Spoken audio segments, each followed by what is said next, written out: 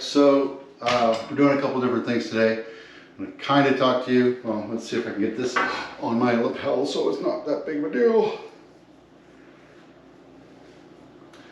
All right, I'm doing a shoot today, inside listing, new listing, and I do a bunch of different things. I already did the drone. I'll show you a little walkover of my drone. Here's the reason why I had my own drone.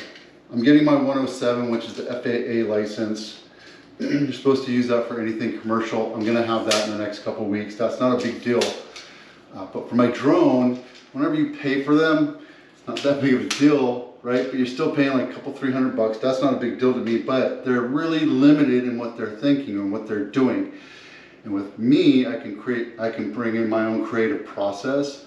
So I'm doing a couple swoops and some video of the house, of the neighborhood, of the block, kind of go down the block a little bit so the people that are watching can kind of see what we're looking at, what they're looking at, what kind of neighborhood it looks like, the shape, you know, just so they have ideas. And then I take video, drone video of parks, make sure I stay away from the kids because that's kind of weird, of shopping areas, of different buildings, etc. Because when you sell a house, you're also selling a neighborhood, and that really helps. So you go from granular nitty-gritty, 360 dollhouse video, or picture, that 360 3D thing, whatever you want to call it. That's this thing right here. I do that from very granular all the way to the big picture, because when you're selling homes, when you're selling any product, you want to look at it from all different angles and see what people really attract to.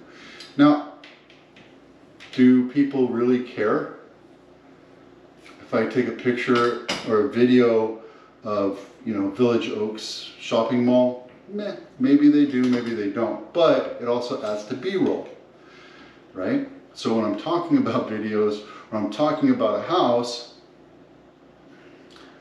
can actually talk about the house, the square footage, all the upgrades, all that stuff, but also the schools, but also what's close by. And as I'm talking about Village Oaks or Oak Ridge Mall, I have video of me flying over there, and it kind of gives a visual story. That's all about storytelling, right? That's what we're in the job to do when we're on video. So, I have my gimbal, and I had the DJI gimbal, the older one, like the DJI 2, and then the battery died. And then I stopped using it because I started using this, and I sent that one away to go get it fixed, which cost $80 for me to get it fixed. And then, you can buy it brand new for like 80 bucks anyway. And then I tried to turn it on today. I charged it for the last 3 days, and it's not working anymore. So I'm throwing that one away. This one is Zhiyun, Z-H-I-U-Y-U-N, Z-H-I-Y-U-N. It works pretty good. And the cool thing about this is you can have it out here, hooked up your iPhone, and you can do a little gizmo on it where it will follow you. I'm going to try to do that as well. So, going back to this guy right here, is the 360. I think this is a Zhiyun, or I don't even remember the name of this. It's a knockoff, and if I were to have my druthers, I would spend the other $30, $40 and get the Ricoh Theta, just so you know. This works great, works fine, it's just a little temperamental, and the Ricoh Theta works a whole lot better. This has an app on the phone, just like the gimbal, just like everything else. And even on the GoPro that I'm recording on right now, there's a recording app on it so I can control it remotely. So you got to kind of pick and choose your different cameras for their purposes, right? Like the drone has a 4K, that GoPro has a 4K, it's a GoPro 10. I actually bought a camera, a Canon Rebel 7. Didn't like it because it didn't have the microphone port that I could use to put this wireless microphone on. So sent that one back. As of yet, I have not spent the time to go get my hands on a bunch of different cameras and look at them. So let's do this real quick. I'm going to open this up. and take a shot. Hopefully I just have to remember what I do with it. Mad Venture, that's what it was called. Mad Venture 360. A lot of people use this. It actually works really well once you figure it out. The biggest thing you want to remember is, one, not let it time out. Okay. And then there's 3 buttons on it. One is a little push button so you can take pictures, which I don't get. And then there's the power button. And now, if you look at the top, you see it's blinking. That means it's Wi-Fi connected, and I'm going to connect it to the Wi-Fi. MJXJ. See, that's how simple that is. And we go back into the app.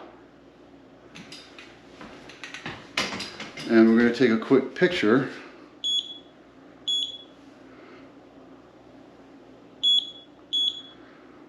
It's taking a picture of everything. And you can go take a look at it. Now obviously I'm not going to use this one, but that's how quick it is. Quick, simple, easy to use. I'll show you how to set up the gimbal real quick. And again, a lot of this stuff could be used on its own, like the video that I do for the drone. I do a whole drone video, and then I do the 360, and then I do a walkthrough, and then I actually sit there and talk. So I have a bunch of different videos that I can use and share with different types of audiences. And you know, when you have a listing, you need to do everything you can to figure out what resonates with your audience. You might find that nobody cares about the 360. However, it's nice to have. Oh, and the reason why I use these ones, I use this plus another software service to do it instead of, I'll tell you what it is, but it's like 360 bucks a month or something, and then you have to do this. This service that I use is $20 a month, and each time I do a house, 15, 20 shots, it's about 15 bucks, it goes up to 25 shots, it's like 20 bucks, totally worth it. It's $20 a month to post all the photos so they last forever. When you use that big corporate one with the $2,400 camera, and you have to host it on their server, it's only good for a year. I can go back to any of my pictures forever. So that's the reason why I chose this. And it only takes me a few minutes to do it. So some of the big lessons I learned about this is make sure you don't have your derriere in the picture when you're taking it. Make sure you're completely away so the camera doesn't see anything, including the tripods and all that gear. So I'll be back in a few minutes.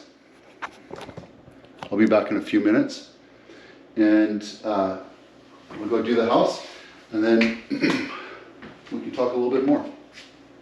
But I gotta go because there's only 2 bars left on this sucker. Okay.